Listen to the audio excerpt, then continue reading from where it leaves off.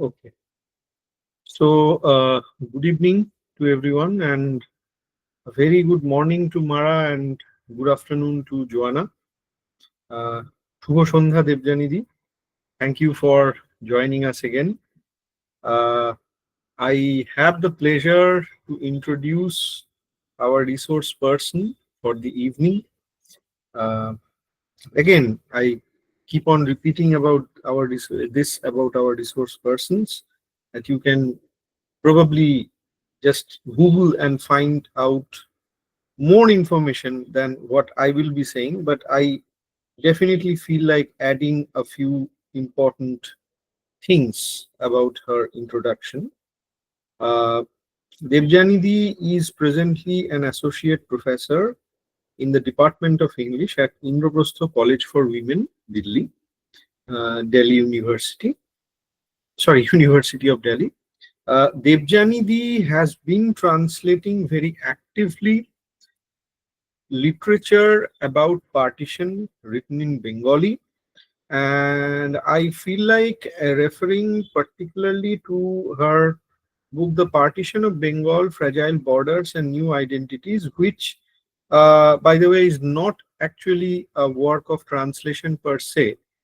Am I right, Debjani?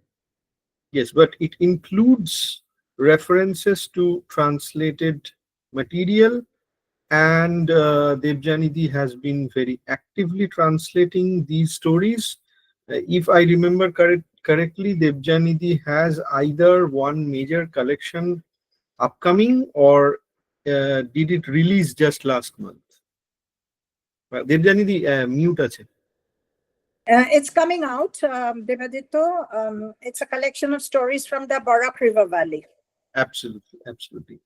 And for us, I mean, the academics who have partition literature in the syllabi, I think we are all familiar with her book, which she very kindly edited for us, Partition Literature and Anthology, which came out from Worldview.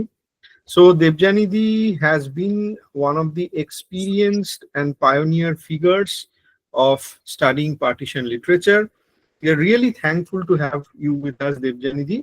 আজকে আমরা আপনার থেকে শুনবো আপনার অভিজ্ঞতা এবং আপনার থেকে পরামর্শ নেব। আপনার দেওয়া টেক্সটই সবাইকে দেওয়া ছিল। আমরা ধরে নিচ্ছি আমাদের শ্রোতারা তা দেখে এসেছেন।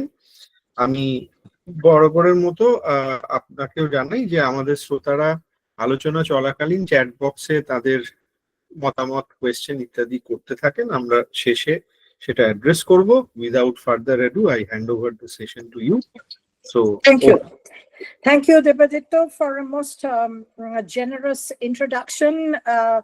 I'm delighted to be here, especially talking about one of my favorite activities as a literary critic and as an academic, and that is translation. Let me just very roughly give you a kind of overview of what I'm going to talk about.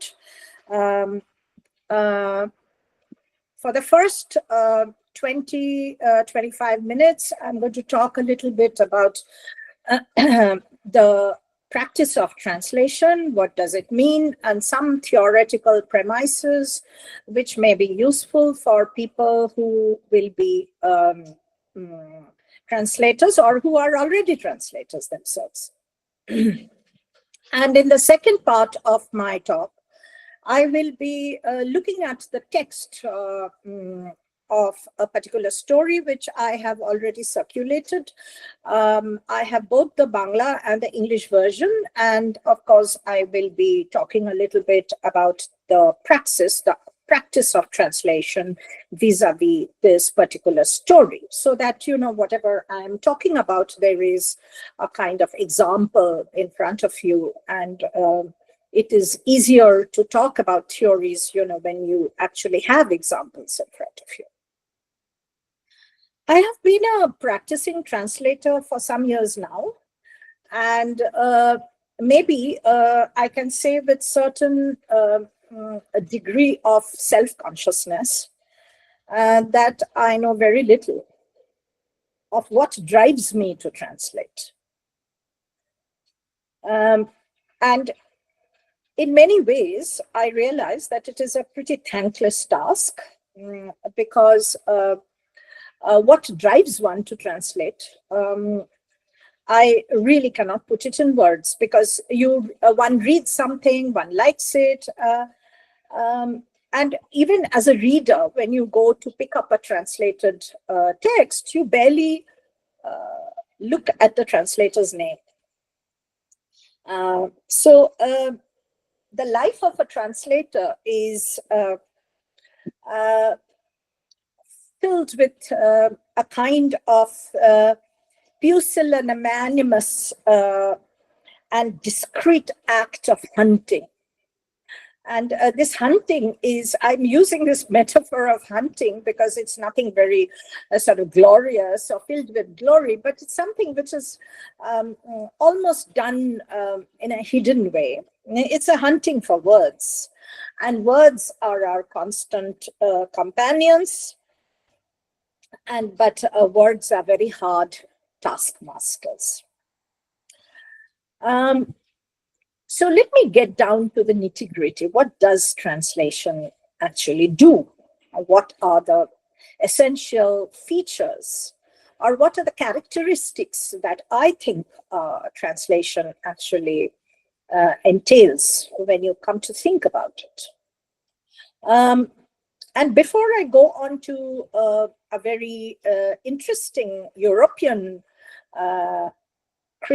literary critic, I would like to stick to a Tamil word, which in Tamil, the word translation, and please forgive my pronunciation, it's called Molipiyaruppu.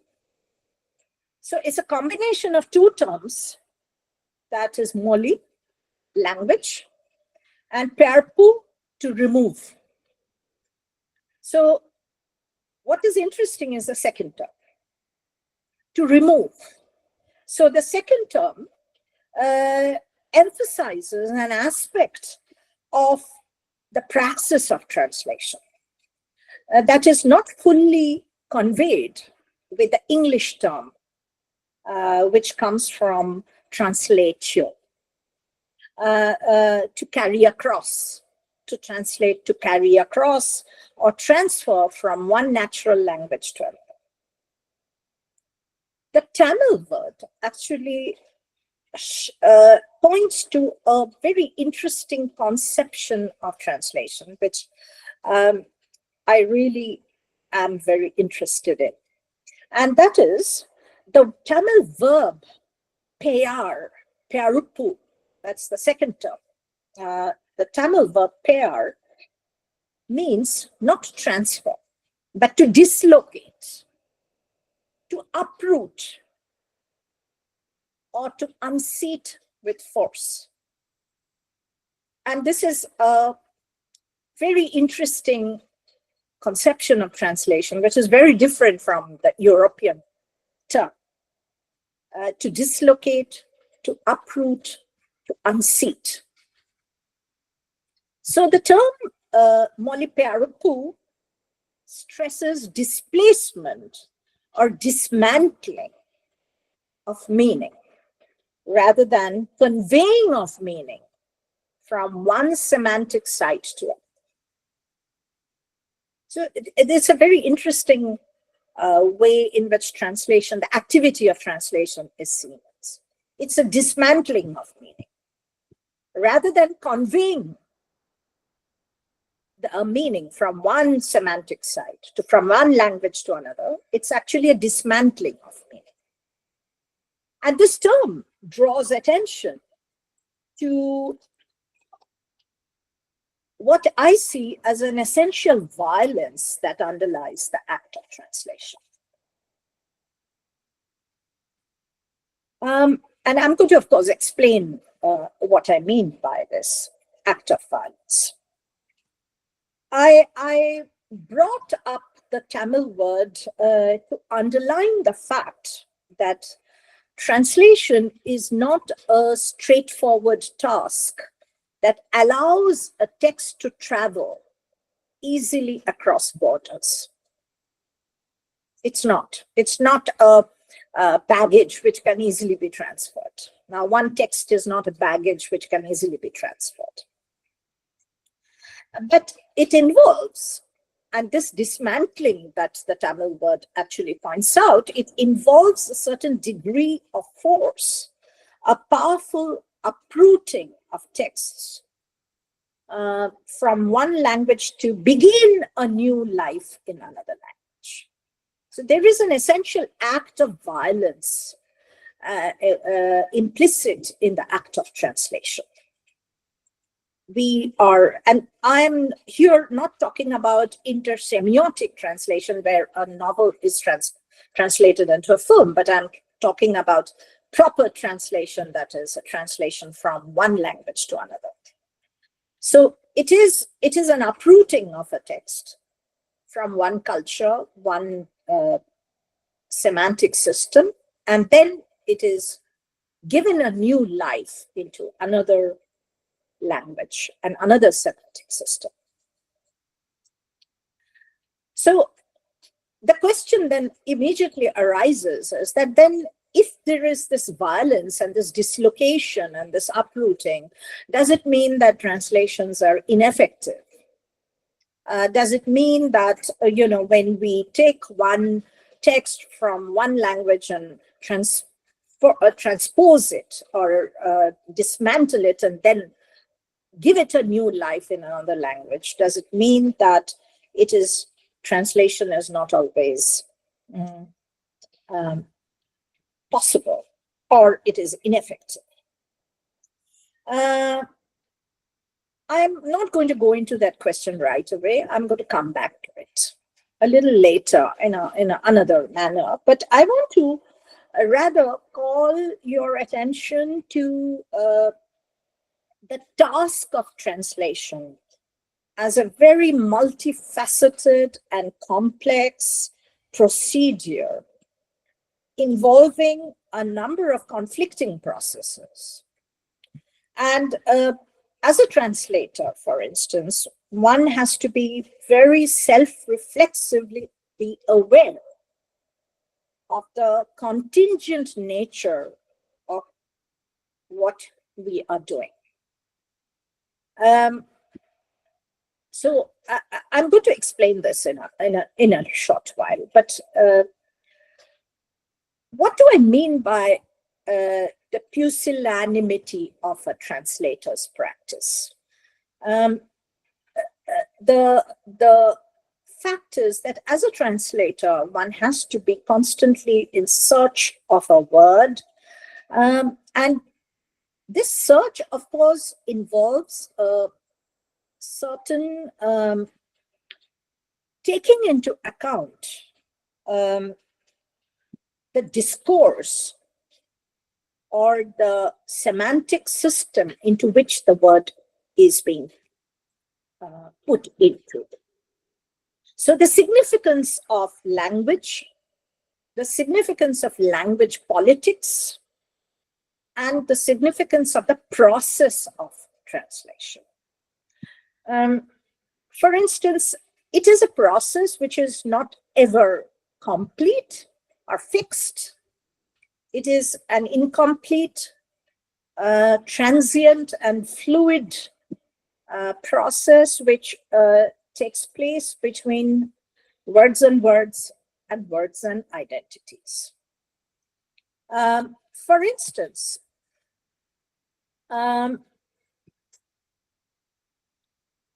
irrespective of what some philosophers or linguists have said, that one translation is better than the other. Sometimes we judge like that, this translation is better than the other. Sometimes, and how we judge it is sometimes just based on common sense. For instance, if I give you a 15-page story in Bangla to translate and you bring an English version which run into 150 page, then certainly something is not quite right. So common sense also has to be respected in many ways. And let me give you a very small example of what it means by, when you are dismantling the meaning from one language to another. And what does it mean by uprooting? What do I mean by using this term as a sense of, in the sense of dislocation of meaning? For instance, in English, if you say a very common English term, you're pulling my leg. It's a very common thing that friends may say to another friend, you're pulling my leg. Now, if you translate it into Bangla and make a very literal translation, it's going to be ridiculous. So you have to dismantle the meaning of that sentence in English. You're pulling my leg would mean that you're pulling a fast one on me, you're making a joke, which I don't appreciate, or you're making fun of me. It can have many meanings. So one has to dismantle the meaning in the source text and then translate it into the target text. So in Bangla, you can't say, "Tui amar thangta dhorish na." You're pulling my leg. "Tui amar thangta dhore tanish na." It doesn't make any sense. So you have to dismantle the meaning and then translate it as "Tui amar shonge yarki marchish." But in colloquial, if you're using a more colloquial expression, then amake tupi porash na. That would be closest to the English original. So you already see that there is a kind of dismantling of the original sentence where the translator has to actually enter the semantic system of the original and then find the closest semantic equivalent expression in the source language. So what we see here,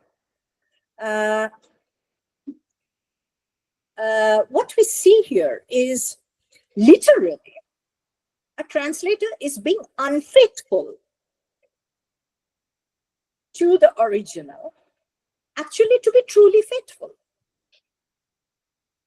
So you can't have a literal translation. So you have to be literally unfaithful to the source and then translate it and find an equivalent in the target language so that you can actually be faithful and convey the correct meaning in another system of discourse, another system of language, where the meanings are closest to each other. So, in a very interesting way, the pusillanimous practice of the translator is that of a negotiator. A translation is primarily a negotiation. It's a negotiation between two systems, and by negotiation, I do not mean a fight. A negotiation is when both the systems sit down and agree to give up something and to gain something. So both the parties actually gain something. So translation is actually negotiation, but the Tamil word suggests, and a wonderful comment which has already come, I can see that somebody has the Tamil word reminds of heterogeneous ideas yoked by violence together. Absolutely. Thank you very much for that comment, Omlan. And therefore, the Tamil word also brings to my mind what the practice of a translator is. The practice of a translator is that of a transgressor. The translator is a negotiator, but a translator is also a transgressor. And in this acts of transgressions, which is, of course, not fixed, they are constantly inconsistent and fluid practices. This transgression then actually entails also a kind of negotiation, where the initial violence that one commits in dislocating the original and bringing it into another system is also, in a sense, ironically, also an act of negotiation. So in a very interesting way, the translator's act is both to be unfaithful and to be faithful simultaneously. So it's a balancing act. It's a balancing act. It is something that however much you theorize about it, however much you think about it, it's actually when you sit down to translate a particular piece, you stumble, you hesitate, you also realize the constant negotiations that you have to make between languages, between words, and that includes, in a sense, a very rigorous faithfulness to the original. So when I say faithfulness, I do not mean literal faithfulness. I do not mean, like my example showed you, you are pulling my leg, when I translate it into Bangla. It is not literal faithfulness, but it is faithfulness to the idea that is being conveyed in that sentence. So let me talk a little bit of the story that I have circulated, and I will actually try and give you examples of some of these ideas that I have discussed. The inconsistent, the contingent, and the very fluid practice of language, and the politics behind the language that you are negotiating on the two sides. Now, the story, Shonadash Bauler Pathokatha, is a story which is a partition story. But of course, partition is absent here in a very interesting way. It is only indirectly talked about.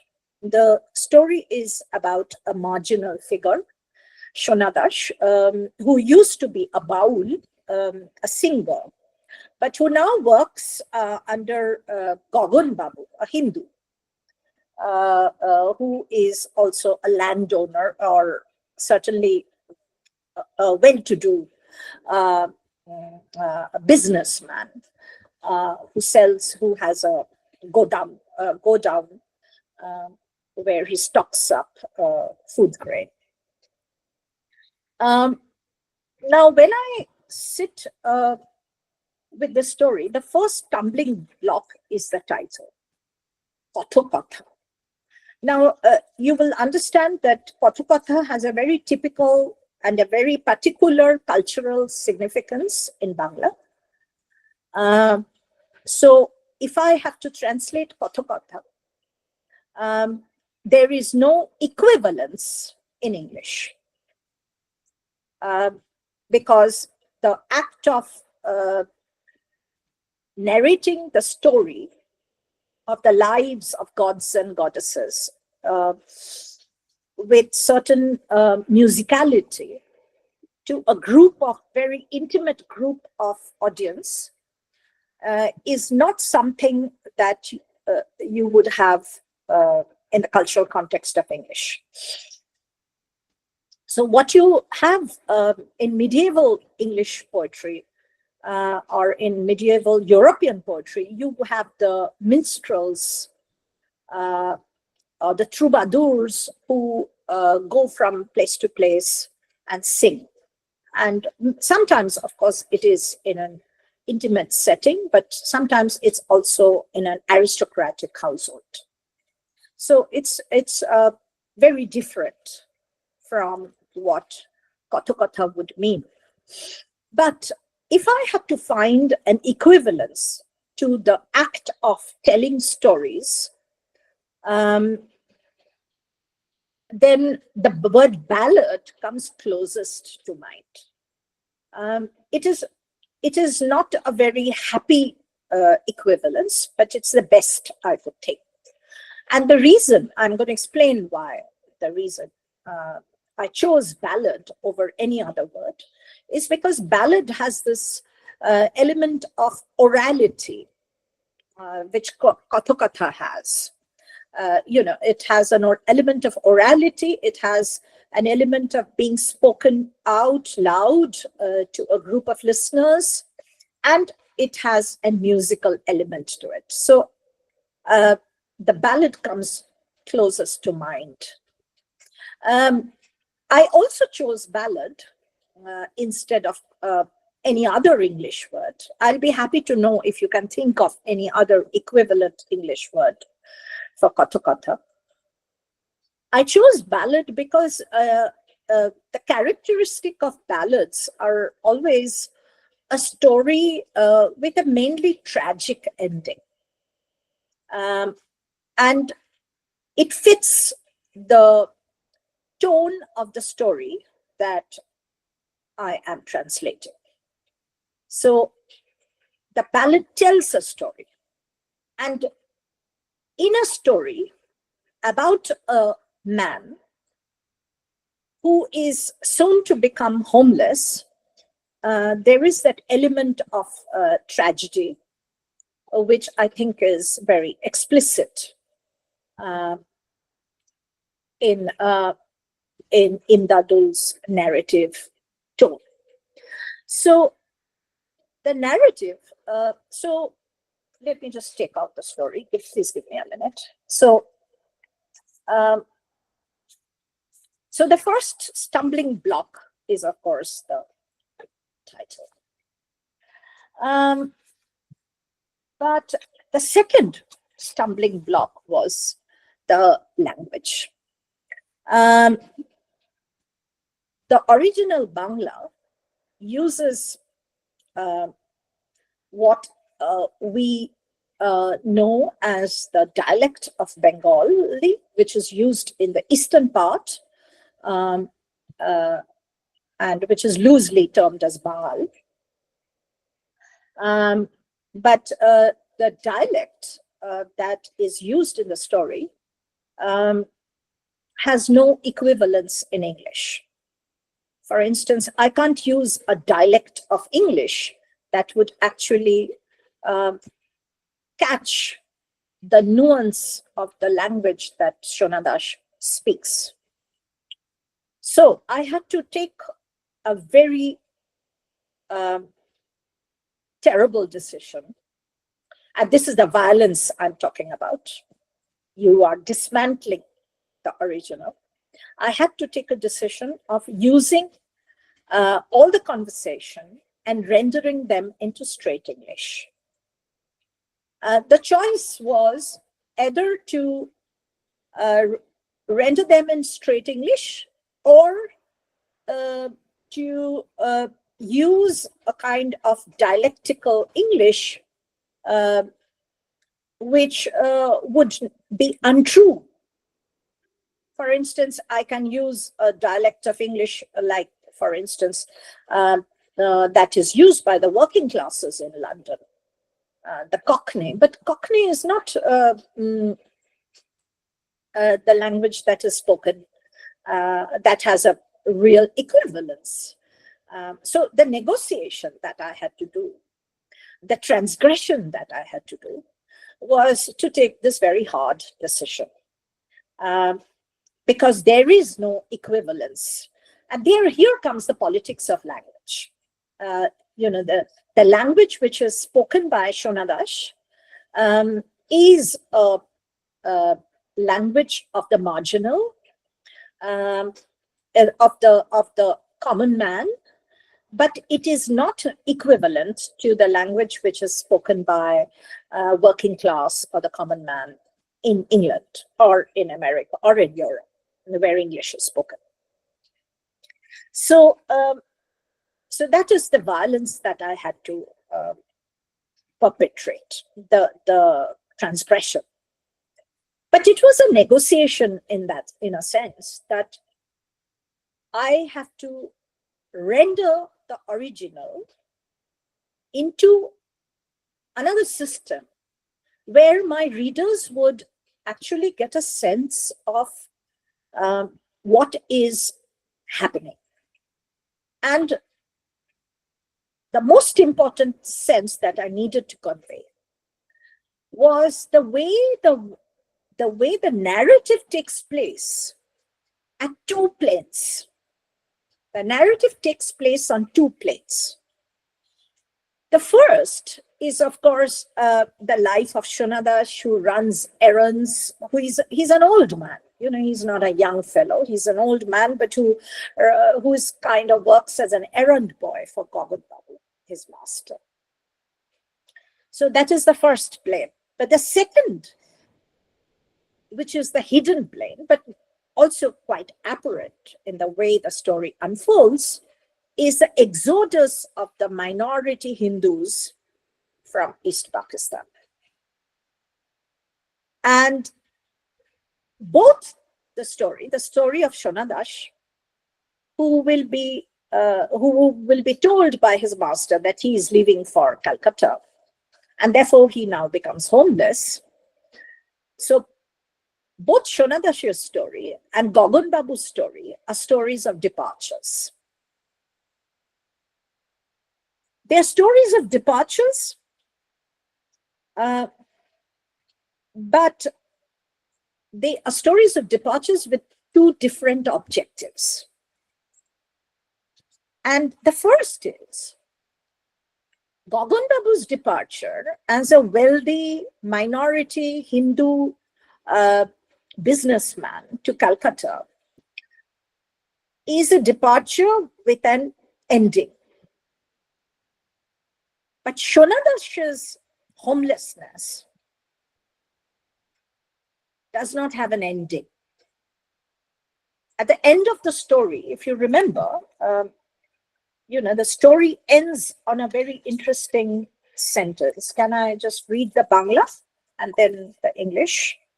Because, Sure. It's important. Sure, Debjani. Yeah, because it's important to actually read the text.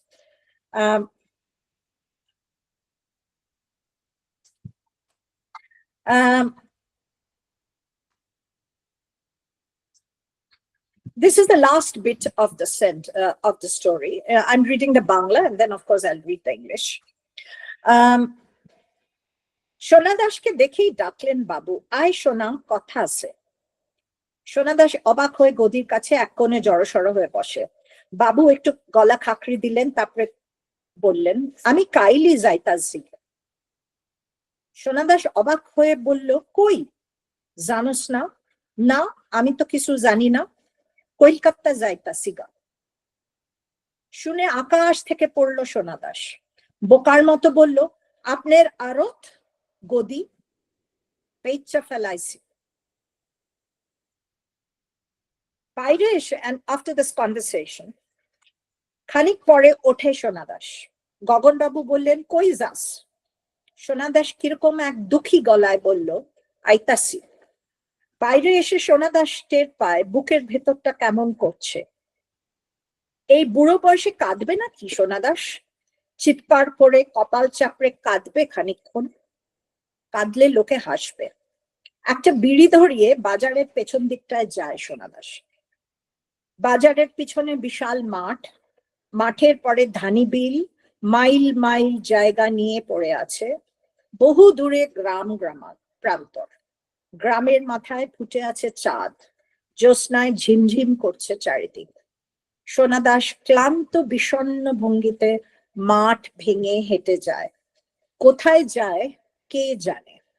এত বড় পৃথিবীতে সোনা দাসের কোথাও যাওয়ার জায়গা নেই। So the departure is actually without an ending. There is a kind of openness, an open-ended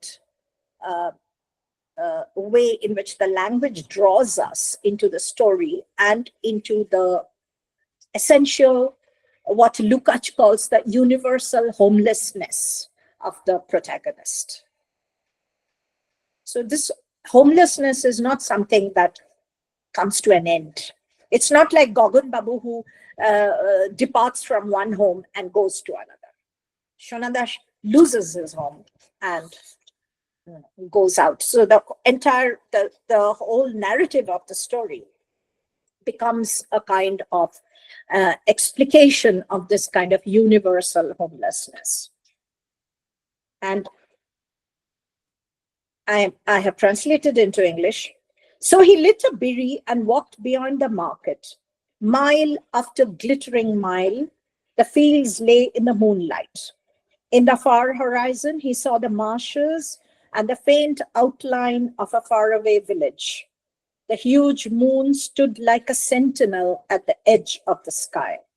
The clear light hurt his eyes. With tired steps, Shona Das crossed the field. God only knows where he was going. In this huge world, there were very few places for him to go. So what happens then is I have tried to capture that essential universal homelessness which the story is about. So the re-metaphorization, in a way, of the familiar, the moon, which is the very familiar object in the sky and which lights up the entire field, the vast field which he walks. There is a kind of re-metaphorization that happens there, where the familiar moon becomes the unfamiliar. The light hurts his eyes. And the landscape where Shona Das is at home suddenly becomes alien. So there is a kind of universal sense of homelessness, which is, if you notice, I have not translated the word biri.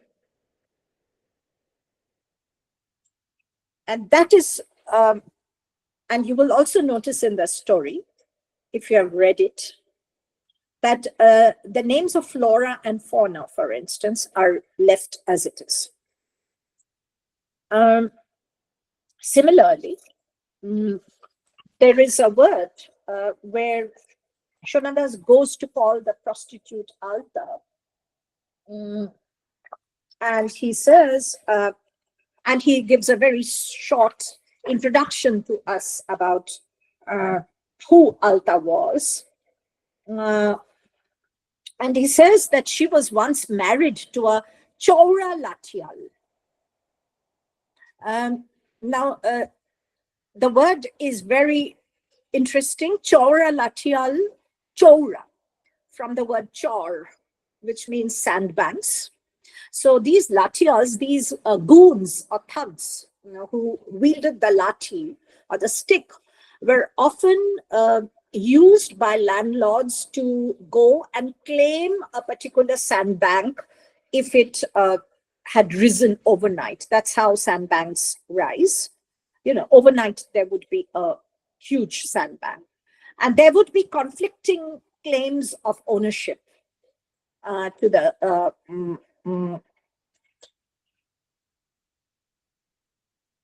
can I just Yes, Debjani, like I told you, you can yeah, always I'll respond later. to it. Yeah. You can always respond later. Yeah. So the Chaura Lathial is actually the goons who were sent by the landlords of a particular place to intimidate the other party and give up the chore. Now, I could have translated that into English, but I chose to leave it as Chaura Lathial. And the question then arises is, why did I do it? And I can very simply say that when I'm translating a very specific cultural term, I sometimes prefer the reader to work. I don't want to spoon feed the reader. I don't want to give the reader everything on a platter. If I had to explain the term chore and then explain the term lathial, the flow and the rhythm of the narrative would have been impeded. So I prefer to leave it as that. And an interested reader would actually make an effort to find out the meaning of the term. Now, of course, as a translator, you can add an appendix. I now do sometimes when the term is extremely rare or with a very convoluted meaning, I do give a glossary. You can give a footnote or a glossary, and I also do that. But this is a very early translation that I did in my life as a translator. And I was a little arrogant, and I left it at that. I thought a reader who is reading about Shonada should also make an effort to find out what a lathial is. It is, after all, not an uncommon term. And in the word chora, this next sentence is actually explains it. Who earned his livelihood as a strong man for the moneylender. So this is, of course, a term where, which has to be dismantled to a certain extent, but I choose not to. I choose not to dismantle it. Instead, I try to negotiate a certain kind of meaning between the two systems and try to and hope that the reader will also make an effort to understand a little bit about what we are saying. Now, for instance, there are other terminologies which also present a certain kind of cultural difficulty. For instance, in the first page of the original, when there is a short description of Gagan Babu নিজের কাজ করে যান, ব্যবসাদার মানুষ ব্যবসা করে যান, ফলে বেদম টাকা আসে, আড়ত ভরা থাকে ধান চালে, বস্তার পর বস্তা, লোহার সিন্ধুকে টাকার বান্ডিল সাজিয়ে ওমা মুরগির মতন বসে থাকেন গগন বাবু. It's a very, very difficult sentence to translate, very mellifluously in English. But I had to make the reader understand and appreciate the image of a hen sitting on its eggs, that image of Gagan Babu as a kind of figure who draws money to himself, that image of has to be conveyed. And therefore, in the English, I say, Gagan Babu like a hen, Gagan Babu, in the midst sat Gagan Babu like a hen hatching eggs. This is not a very good sentence. Maybe, I would have done it differently later on. So the practice of translation is also sometimes discovering and rediscovering your own mistakes or your own negotiations which have fallen short. For instance, the story, of course, involves the appearance of this young girl, Alta, who is the town prostitute, and there is a very short and interesting conversation between, when they walk back. Gagan Babu had recruited Alta to come and service one of the traders who had come, and she and Shonadash walk back to the market, and there is a very interesting conversation where the woman asks Shonadash about his life, why he hadn't ever got married, or why he did he ever love someone. And there is a kind of, it's very poetic because, it's raining and there is these two very marginal figures walking through the night. One woman, one man, both very marginal figures, but there is a kind of solidarity that they have at that moment in that text where they exchange this conversation, a very ordinary conversation, but a conversation which is full of a kind of implicit violence. Because remember, Alta is a figure who is extremely marginal. She is perforced to sell her body because of certain circumstances. But this marginality of Alta does not stop Shonadash from taking the 10 rupees which Gagan Babu had given as advance to lure her in the rain, on the rainy night. So there is a certain kind of violence which is also implicit within the story. The violence that Gagan Babu does to Shonadash, the violence that Shonadash does to Alta. So there is a very interesting hierarchy which is present in the story, which has to be sort of underlined through the translation, because this hierarchy is certainly a hierarchy of caste. Remember, there is right in the beginning of the story, we are told Gagan Babu is upper caste, he's a Chakraborty, he's a Brahmin. Shonadash is, I suspect, an intermediate caste, because he really doesn't know where he was born and who his parents are. So I would guess he is an intermediate or a lower caste, and Alta would certainly be a lower caste woman because she was married to a Lathial. Generally the Lathials were the scheduled castes of the village.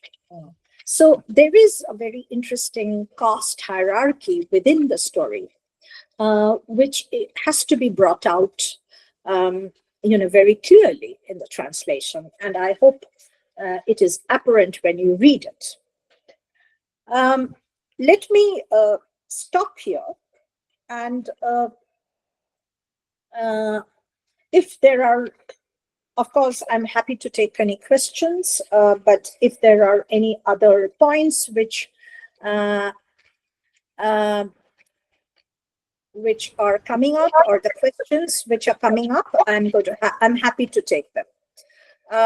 Yes, So, there are actually quite a number of questions that have popped right. up on the chat box, which Yeah. they do every day.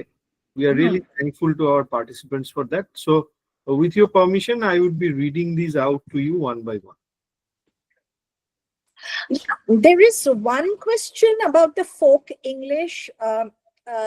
Joanna is asking how about folk English, Scottish folk. The Scottish language is not in the same relationship. The Scottish folk has a different relationship of hierarchy. With the English, and the dialect of the Bengal dialect does not have that same relationship to the urban Bengali, which the story uses. Although Bauls are folk group, I would be hesitant to use a Scottish folk dialect in this place, because it would mean a completely different cultural connotation. Yeah, I just gave you an example.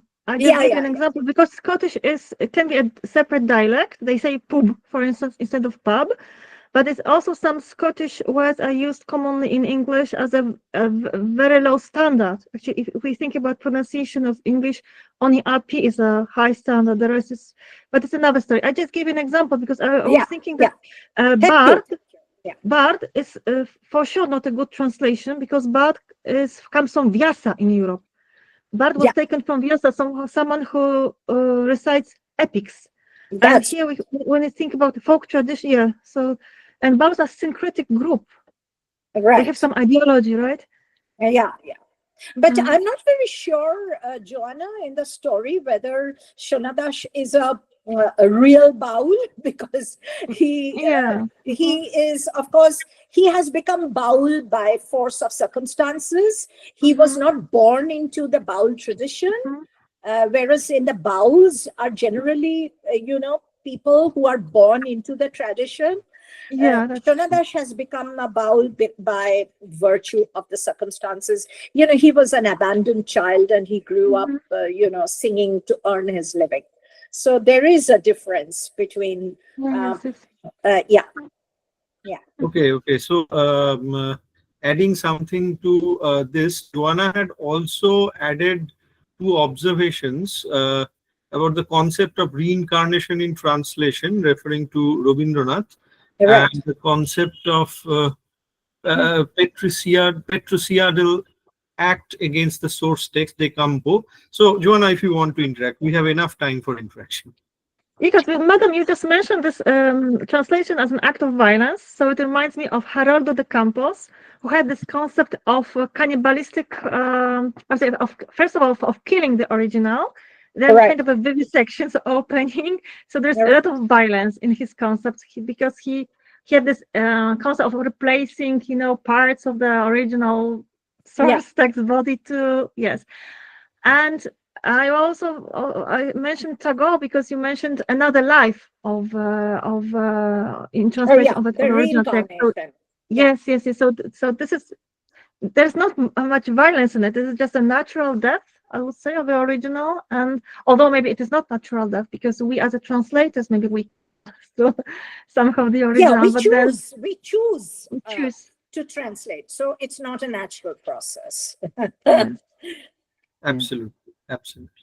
So now I come to Omlan's observation, which Debjani, you have already addressed.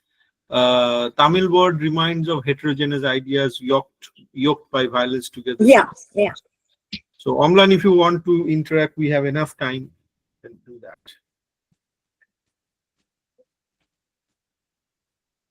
Omlan, would you like to add to what you have said? I think there may be some technical issues as well, because it's actually raining here. Oh, yes, it has started to rain here as well. Okay. So now moving on. Shuchita has a comment. Yes, Shucheta was our resource person as well. Shucheta, if you want to interact.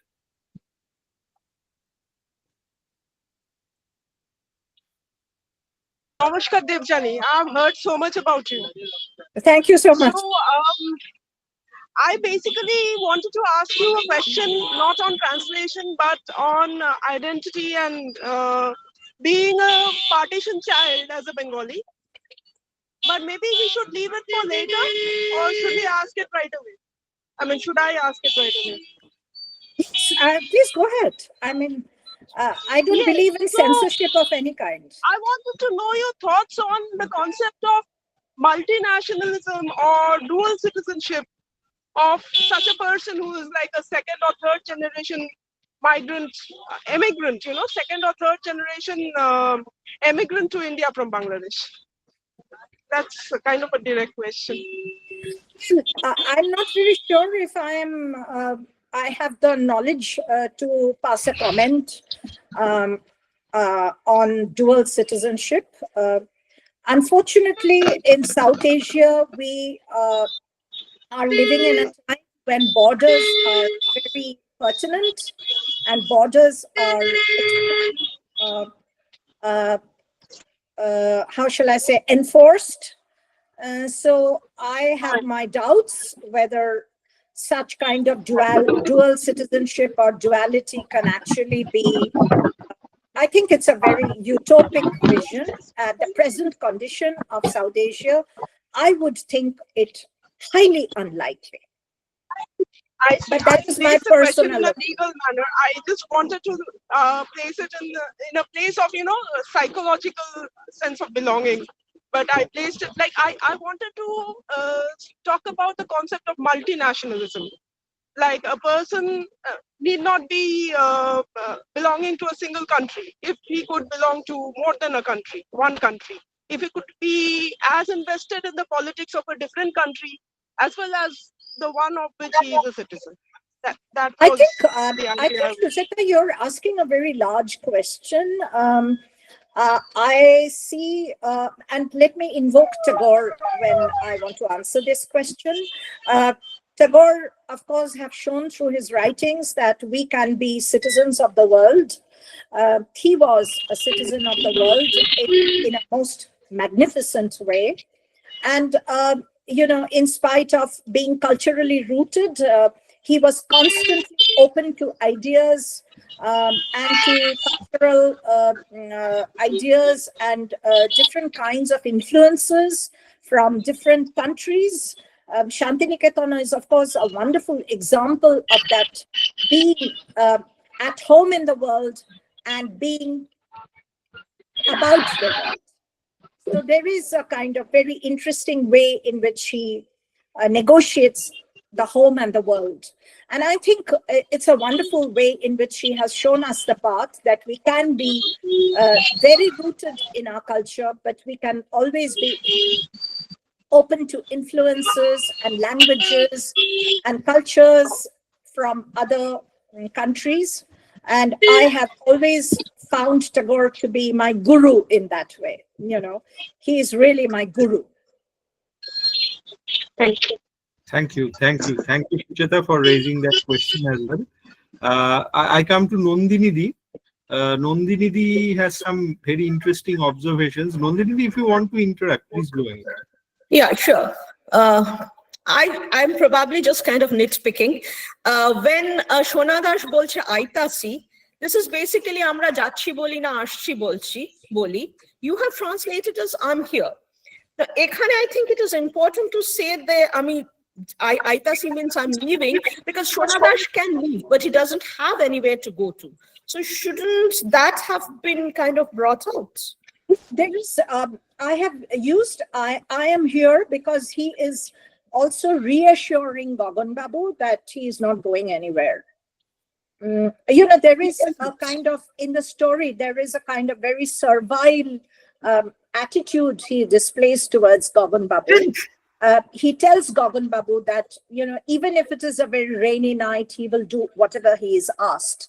So when Gagan Babu says, are you going away? He says, I'm Okay, here. you mean in the present, in that moment. He is actually Okay, marking his presence. So Okay, I have okay. Yeah, that's a deliberately possible left interpretation. Yeah, it as I'm here, because sure. he is, in a sense, marking his presence. He is assuring his master that he's not leaving. Now, of course, this is an interpretation.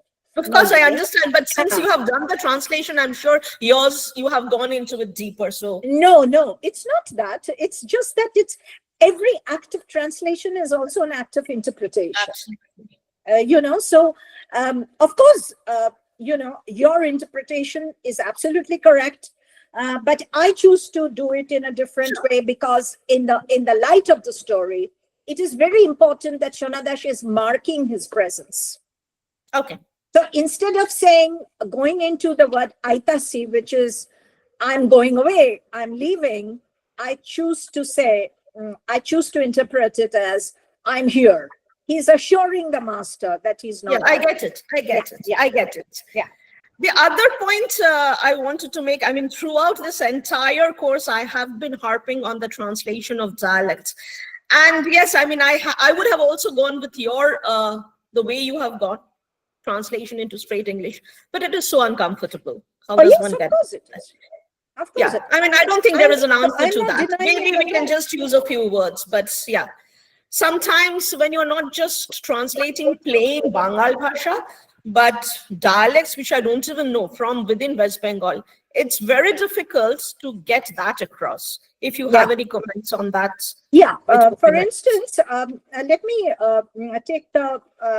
me take a beat very courageous and tell you about this new translation that I've done. These are a collection of stories from the Barak River Valley, and most of the stories are on the tea garden workers. Now, in the tea garden, the workers use a very interesting dialect, which is a mixture of Bengali and Bangla, Assamese, Hindi. Shautali, Hindi, Hindustani, and certain other tribal languages.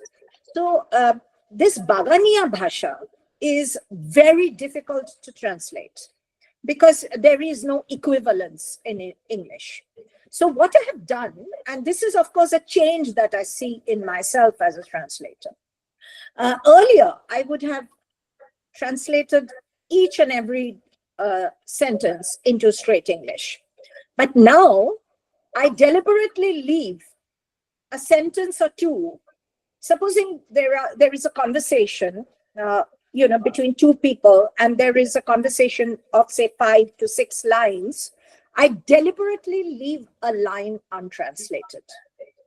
Yeah. And that means you don't translate it at all. I don't translate it at all. Okay. But what I have tried is I have reproduced the Bengali sometimes as it is, and then gone on for a translation. But you just leave it. What I do is I then translate the next sentence in such a way that the previous sentence meaning is clear. That's wonderful. So I don't translate it at all, but I leave it because that is my politics of translation. That is my politics of language. I like that. I don't see why a reader should not make the effort to understand or hear the Bagania Bhasha in its original pristine form. And why should I be that negotiator when I don't want to be the negotiator? Because that language, that Bagania Bhasha, has its own fundamental place in our language systems, in our semantic systems. And therefore, if I translate it completely into English, I am guilty of a kind of violence which I don't want to commit. So I leave it at that. And then I translate the next sentence in a way in which the meaning of the first sentence is more or less apparent. But if the Bangania Bhasha sentence has certain terms, for instance, there is a term which is used by the tea garden workers called Koromer Gan. Koromer Pujo, বা Koromer Gan. Now, I was baffled by this term, and I kept on asking thank God the author is alive, so I could go and ask her. Her name is Jhumur Pandey, and so I kept on asking her, what does this Koromer Gan means? And she gave me a very interesting explanation, which is basically, it's a harvest festival. And during this harvest festival, some songs are sung, and some of these songs are songs of desolation. It's very interesting. The harvest festival actually also has songs of desolation or exile. For instance, because these people have come to the tea garden from very far away places, their sense of who it's a reminder that they are in exile. They always recollect their homeland, the land that they have left behind. So all that had to be explained. You see, the word Koromer Gan, I can't just leave it, but I had to unpack the meaning in a glossary, and I had to do it. Now, This is something which I had to do because I can't expect a reader who is completely unfamiliar with Indian language systems, and especially the language which is used in the tea gardens. I can't expect a reader to make that effort to actually find out. So I had to give an explanation. So, these are decisions that as a translator, one has to take from time to time. And this is, of course, a responsibility that the translator has. Should I explain this? Should I leave it at that? And sometimes my decision is wrong. Sometimes my decision is correct. As far as a translator goes, I can only say this much. That was very interesting. I look forward to reading your translation. Thank you. I hope it's going to be out in the next 3-4 months, hopefully. Thank you, Nandini. That was a very interesting interaction. I would like to come back to some of what was being discussed, but let me just address the queries that have been raised. So now I come to Surabhi's question. Yeah. Madam, have you encountered instances where language itself becomes a site of violence or exclusion in partition texts? How do you translate such complexities? So, Surabhi, if you want to add something to this, elaborate maybe. Yes, ma'am. I want to know that have you ever faced any situation where a word or phrase in the original language carries the communal or gendered or casteist violence? So how do you ethically or sensitively translate those moments, or how you deal with these linguistic complexities? That's a very nice question, and thank you very much, Surabhi, for asking it. That is, of course, some part of it is I already answered when I was answering Nandini's question, that there are certain moments within the language which talks of the caste or the social identity of a person. And for instance, in this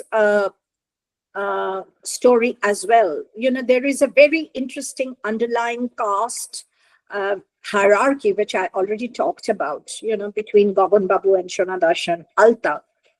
And so one has to be really very, very mindful of the way in which these certain terms are to be translated. Sometimes, one has to be very careful that my own social or other kinds of prejudices do not enter, the language that I am translating, because sometimes it's impossible to leave out your own identity, from what you are doing. But one has to be very careful, and one has to be extremely responsible in understanding. Can you just give me a minute? I have to switch off something because there's huge amount of thunder happening. Okay, sure. A minute? Sure.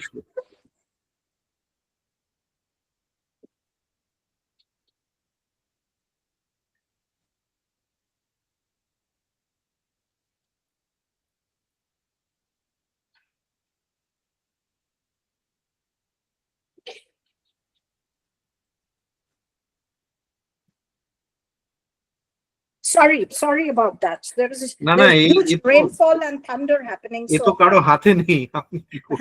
And I live in a very old house, and I have to be very careful of switching off things.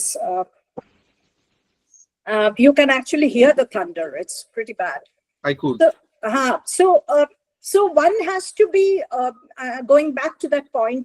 One has to be extra careful when there is, for instance, a sentence which actually talks about gendered violence and gender violence. For instance, here in Shonadash Paul's Kathakatha, you have this idea of gender violence in the way in which Alta is described. The way she works as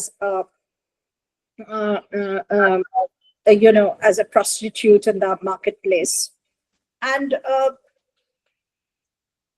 the story is actually, if you read the original, Shurabhi, it's very clear that the story is extremely sympathetic to Alta. Now, if you tell me, how do you know that? If you as a translator, you also read between the lines, because what the conversation that Alta is doing with Shonadash, she keeps on insisting, haven't you ever loved somebody? Haven't you, why didn't you get married? And when he says, oh, who will give me their daughter? She just coughs at him. And he's very irritated by her. But the very fact that she keeps on asking these questions about emotion, when in her own life, emotion is so degraded, I think it's a very interesting point in the story, And I was very mindful when I was translating that section, because I had to, of course, also be careful that Alta is not shown in any derogatory way through the translation. That was a very meaningful response, and thank you, Shurabhi, for that question. Now I come to okay. I come to Tilottama Chaudhury's question. How do you advise a beginner to start the process of translation and progress it professionally? Well, Tilottama, are you a translator? Not yet. Not yet? Do you want to be? Yes. Okay. How do you begin being a translator? You just read. And then you have this very forlorn wish to share your reading with the larger world. And I call it forlorn because the practice of a translator is very lonely, because nobody is going to come and tell you, oh, you have done a wonderful job. And it is only very rarely that I get invited to speak to a lot of people about translation. Thank you, Debjani, for that. Because as a practicing translator, I'm generally overlooked by everybody. So it's a very lonely task, I mean, what you read, and then you wish to share it with the rest of the world. One of the things which I wanted to, and the way I began, I'm going to just share it with you so that you can understand. I began translating because I felt that I was very uniquely situated to do so. My training was in English literature, but I went to a university which thankfully had a rule that when you study English honors, if your mother tongue is Bengali, you will have to do papers in Bengali, which are the pass papers, the optional papers. And Jadavpur University was quite remarkable in that way. And I'm so thankful. Because although I was an English literature major, my minor papers were all Bangla literary. And therefore, I consistently had to read the heavyweight writers, and I had to pass the paper, because if you failed in any of the past course papers, your graduation would be stopped. That was the rule when I was a student in Jadavpur. So I had to really study all the stalwarts because I was forced to. But sometimes, by some serendipitous moment,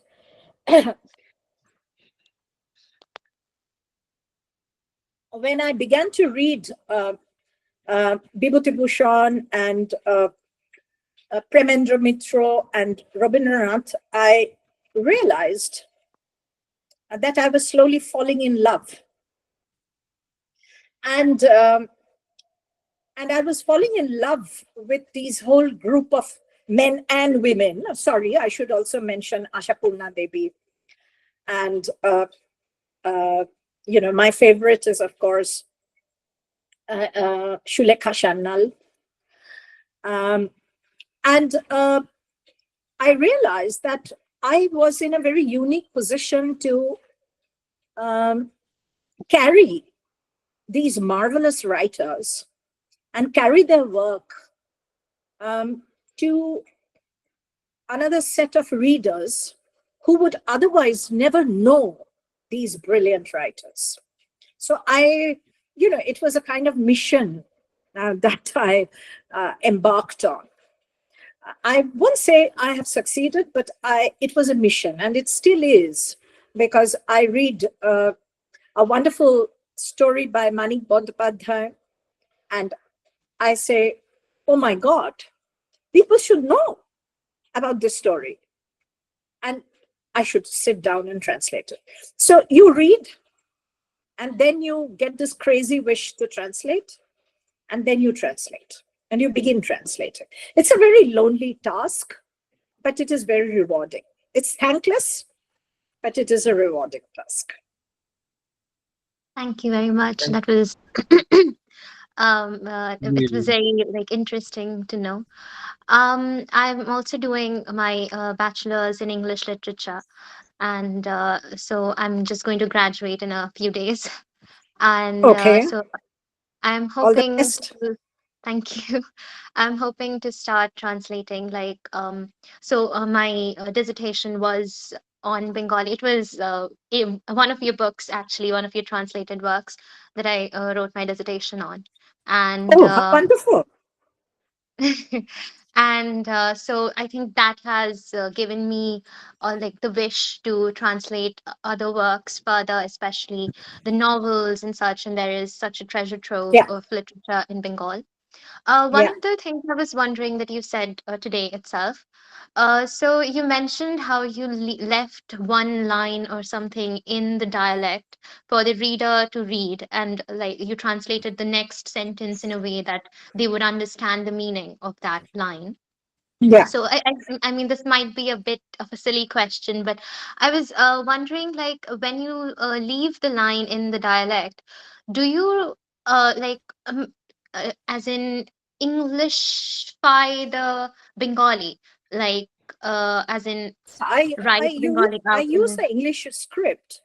I use the English script, but of course I'm literating it.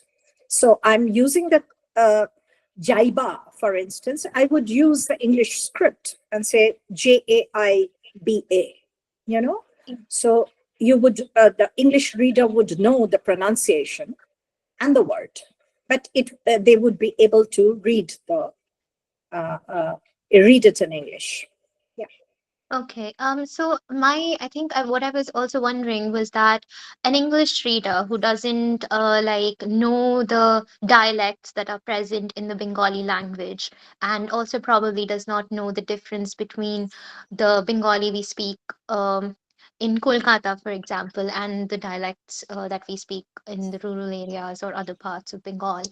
Um, how do you think the English reader who doesn't know the difference would like make the connections between such a difference or the meaning or relation between these dialects?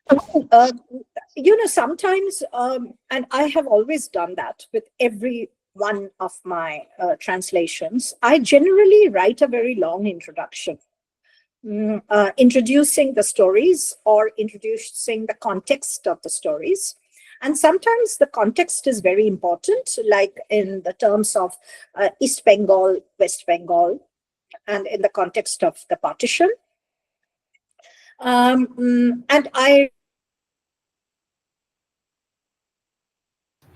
I think Debjani has lost her connection, and I think it's quite natural because, yes, Shweta has rightly pointed out there is a cyclone-like situation in Delhi. So It's probably out of power. yes.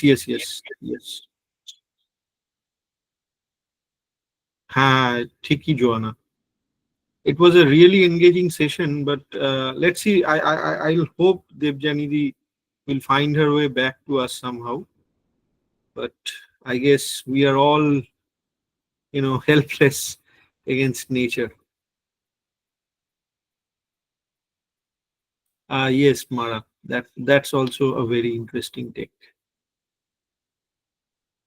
I'll just message her and.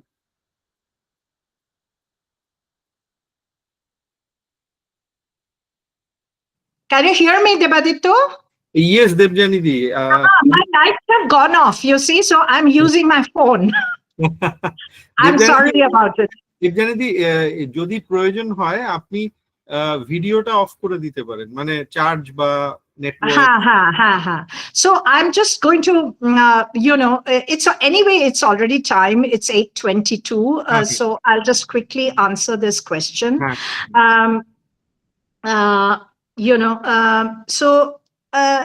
It's sometimes important to also understand that, the context for a particular translation is given either in an introduction or in a glossary of notes or, in some form of intervention by the translator. And this is something, this is, of course, a little bit of hand-holding for the reader, but I think as far as the context and very complex historical contexts are being discussed, I think it is important that we understand that some kind of contextual framing or referencing has to be done. দেবজানিদি, আমি একটু আর সময় নিচ্ছি, তার কারণ আমাদের একজন participant তিনি এর আগে বেশ কয়েকটা সেশনে এই প্রশ্নটা তুলেছিলেন এবং আমাদের মনে হয়েছে প্রশ্নটা মানে you will be the best person to answer. উনি জানতে চেয়েছিলেন যে বাংলা সাহিত্য থেকে ইংরাজি সাহিত্যে অনুবাদ হয়েছে এরকম কিছু উল্লেখযোগ্য পার্টিশন লিটারেচারের নাম এবং কিছু এসেনশিয়াল সেকেন্ডারি সোর্স যেগুলি পড়লে ভালো হয়। I would refer to the bibliography to my book, The Partition of Bengal. ওখানে একটা extensive bibliography আছে, but unfortunately extensive partition literature এখন পর্যন্ত সেরকম ভাবে translation কিছু হয়নি, হচ্ছে। For instance, Akhtaruzzaman Ilyas's Khwabnama has been translated by Aruna Bhosinha. আরো অনেক বাকি আছে, অনেক শর্ট স্টোরিজ, ছোট গল্প প্রচুর হয়েছে, কিন্তু নভেল বা উপন্যাস বা ছোট উপন্যাস সেরকম ভাবে হয়নি। এবং আমি আশা করছি যে এই কোর্সটার মাধ্যমে যারা আপনারা সকলে খুব উৎসুক হয়ে এই কোর্সটা করছেন, আপনারা এটা এটা মাথায় রাখবেন যে আপনারা যদি কখনো পার্টিশনের ওপরে অনুবাদ করতে আগ্রহী হন, প্রচুর লেখা আছে যেগুলো এখন পর্যন্ত সেরকম ভাবে অনুবাদ হয়নি। বাট মনোরঞ্জন ব্যাপারীর My Chandal Life has been translated. Shipra Mukherjee করেছেন, তারপরে অধীর বিশ্বাস has also been translated. তো পার্টিশনের উপর এখন অনেক কাজ হচ্ছে, একেবারে যে কাজ হচ্ছে না তা নয়, but when I began, in 2004, it was an area which was highly neglected, and unfortunately I am not in a position to say that it has improved. It has not improved. There are a lot of work that still needs to be done.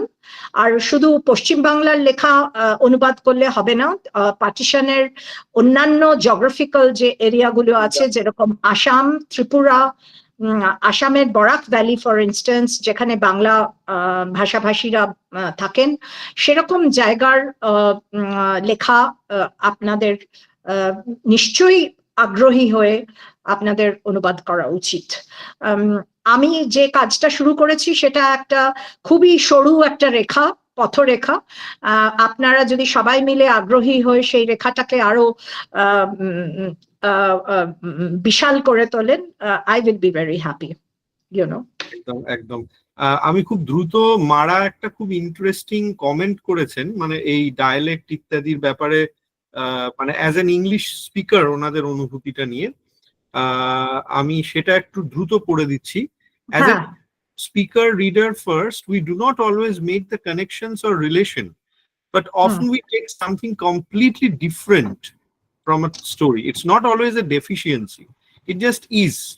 I will say I love an elegant translation where the next sentence is a context clue for the previous one. So I think she was kind of adding to what you were saying.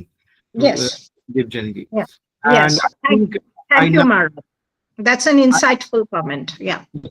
And now I request my dear colleague Gautam Da to give the vote of thanks. I'm sorry for rushing this because I can totally see Debjani Di is sitting in darkness, literally. So Gautam Da, আমাদের ধন্যবাদ জ্ঞাপনটা আমরা করে নিই। This is what happens when translators become center stage. Catastrophes happen. No, but this is getting recorded and this will be available for public domain. So it will not be. We will fight back. Okay, thank you. Thank you. Thank you, Debjani Di. You're such a great speaker. Thank you so much, Gautam. That's very kind of you. And we really enrich from your lecture. You mentioned that the Bagania language in your highly. You mentioned that the Bagania language in your lecture, but I would like to some addition here. Can I? Of course. Of course. Actually, that is called Shadri language. That is called Shadri. It's Shadri. Yeah. Shadri language. And thank you again that you give us your valuable time. And on behalf of our college, I would like to invite you that visit our college in advance. Thank you. আমি ভীষণ খুশি হব। আমি কোনোদিন মানিকচকে যাইনি, খুব খুশি হব। হয়েই আছে, কোনো অসুবিধা নেই। আসতে হবে Debjani Di। হ্যাঁ, I am very happy to. আমার তো পায়ের তলায় সর্ষে। সর্ষে থাকলে কি তাড়াতাড়ি আসা যায় ভূত হয়ে? হ্যাঁ হ্যাঁ, পায়ের তলায় সর্ষে থাকা, এটা আবার untranslatable into English. Okay. Thank you very much, organizers, for having me. I really had a very good time and marvelous questions from the participants. I'm very thankful to all of you. আরো গল্প কিন্তু ওই প্রাকৃতিক দুর্যোগের কারণে আমাদের প্রচুর বিদ্যুৎ চমকাচ্ছে শব্দ হচ্ছে ভীষণ।